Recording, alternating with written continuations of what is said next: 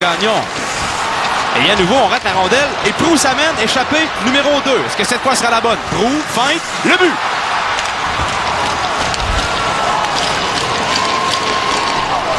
Eh bien, à force de jouer avec le feu, les remparts se sont brûlés. Le Drakkar ouvre la marque. C'est 1-0 Bécomo.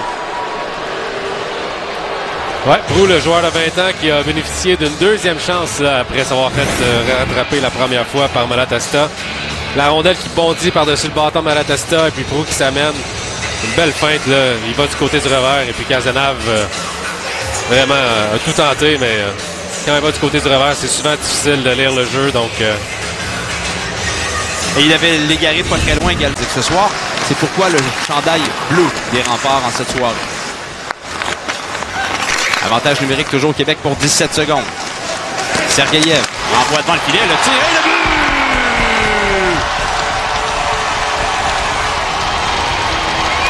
Gabriel Montreuil marque son 10e de la saison. L'égalité est créée au centre Vidéotron, c'est 1-1. Cette saison, messieurs, Gabriel Montreuil, 10 buts, aucune passe. Belle passe de Sergeyev, mais pas de passe, mais de l'endroit où il est posté devant le filet, c'est difficile de faire des passes. Il est là pour marquer des buts et puis on voit son talent autour du filet. Difficulté à se rendre du côté du gardien adverse. Voilà Dubé qui tente sa chance. Dubé avec quelque chose, il est rapide, déborde un défenseur. Maintenant Dubé tire le but! Fallait que j'en parle en secouant le logo vintage des remparts. Yannick Dubé porte la marque 2-1 Québec. Ben là, il y avait une petite ouverture, une rare ouverture et Dubé l'a saisi. Ouais, ça venait à pleine vitesse. Réussit à déborder le défenseur et puis lui, il se sentait pas trop généreux. Réussit là, justement à prendre un bon tir. On dirait qu'il a surpris Maudit là, du côté du bloqueur et puis... Mettre vers l'égaré. Il dirige la rondelle vers le filet tout simplement et ça revient de l'autre côté vers Demchenko. À l'égaré. Vers Ortiz. À l'égaré. Tire sur réception et le but! On vous parlait du lancer foudroyant du capitaine du Drakkar tout à l'heure. Ben, une image vaut 1000 mots. Un but à la Alex Ovechkin. Rien de moins. Ouais. Il n'a vraiment pas hésité. Hein? On s'est placé en position de tir sur réception. Gardez-moi le tir. Ouais, un bon lancer, là, très bas. Cazenave, beaucoup de trafic devant, voit pas la rondelle. C'est ce qu'on appelle un but des ligues majeures. Hein? On voit qu'il y a vraiment un autre niveau. Dubé maintenant qui est à la pointe. Oh, c'était plutôt Savoie, pardon, le 14. Voilà Savoie. Vers Cormier. Cormier cherche une option. En se retournant Montreuil, le but! Son deuxième du match. Les remparts reprennent les devants 3-2.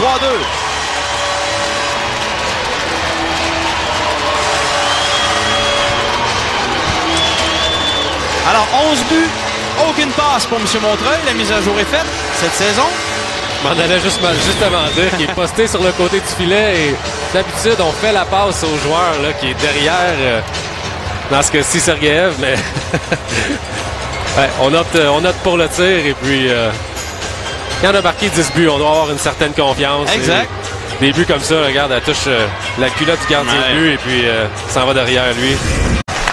Théo Rochette, messieurs, qui est utilisé en avantage numérique à profusion chez les remparts. Ça fait du bien de le voir jouer comme ça. Oui, Gagnon qui profite de la chute d'un défenseur là, pour s'amener. Oh, il rate son tir par-dessus la corde. Et on trouve le but! Quel but! Holmes qui marque, c'est 4-2 Québec. Au vol, comme un joueur de baseball. Voilà, il y a plusieurs facteurs là, qui ont mené à ce but, Alexandre. Tout aussi bizarre les uns que les autres, d'ailleurs. Oui, mais chapeau à Holmes d'avoir resté avec cette rondelle parce que la plupart du temps, regarde, tout le monde reste un peu figé, on sait pas trop quoi faire et puis très bonne coordination là, avec la rondelle, avec son bâton et puis peut-être que c'est un ancien joueur de baseball dans sa jeunesse. Ouais. Sait-on, mais très beau but de la part de Holmes ici.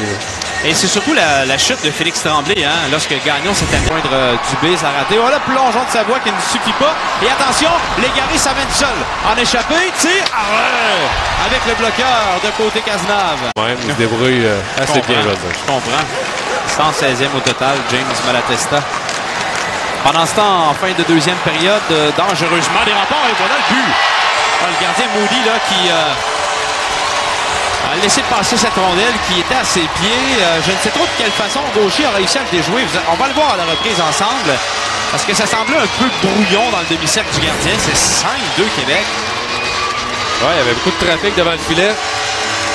Un des avantages de mesurer 6 pieds 3, c'est que tu as un long bâton et puis Gaucher qui l'utilise à merveille comme ça. Il va avec une main sur le bâton, fait seulement la pousser. Il n'y avait pas grand espace. Non. À voir. Bécomo devra marquer rapidement par contre s'ils veulent revenir dans la rencontre.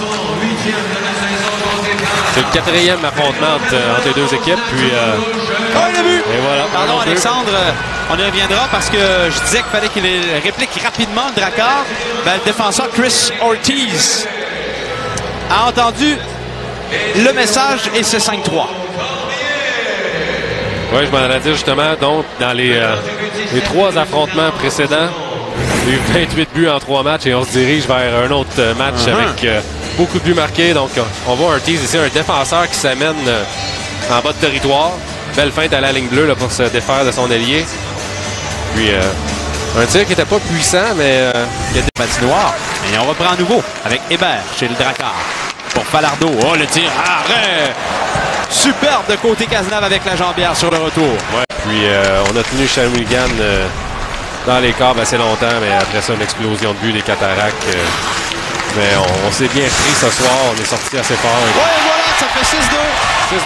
Belle passe de Malatesta. On voit tout son talent. Malatesta qui a remis de l'autre côté à Gagnon.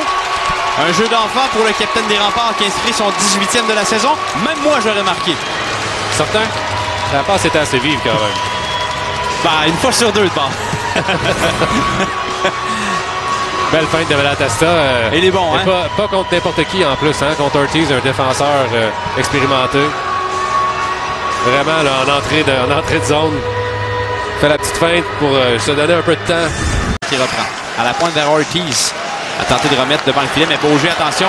Ce sera l'échappée de Caron. Et l'arrêt de Moody. Les Remparts qui peuvent souffler un peu. Hansons. Encore 53 secondes à la pénalité au Drakkar. Au Rempart, pardon. Voilà le tir. Oh, et le but de Proulx, son deuxième du match. Aucune chance là-dessus pour côté Cazenave. Un tir parfait dans la partie supérieure. Et voilà le Drakkar qui revient dans le match et qui recolle à 6-4. On ne lâche pas là, du côté des Drakkar. Faudrait pas que le scénario d'hier se reproduise. Ouais, hein, tu sais que ça joue dans l'arrière-pensée des joueurs, ça, quand ça arrive, surtout quand ça arrive la veille. Hein. Ouais, sauf que là, ils ont une avance pas mal plus confortable que hier à Shawinigan, assurément. Un beau travail ici de Demchenko. Hein. Il a laissé la rondelle filer, il a levé la rondelle, le bâton du défenseur. Un seul but. Il n'y a plus de gardien du côté de Bécomo. Proulx est en zone ennemie maintenant. Oh, attention, ce sera facile. De loin. Et le but. Le capitaine des Remparts qui clôt le débat. Québec mène 7-4. Et à moins d'un revirement divin, les Remparts vont l'emporter ce soir au Centre Vidéotron.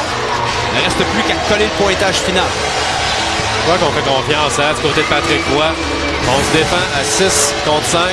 Et on a Malatesta sur la glace, 16 ans. Et on a...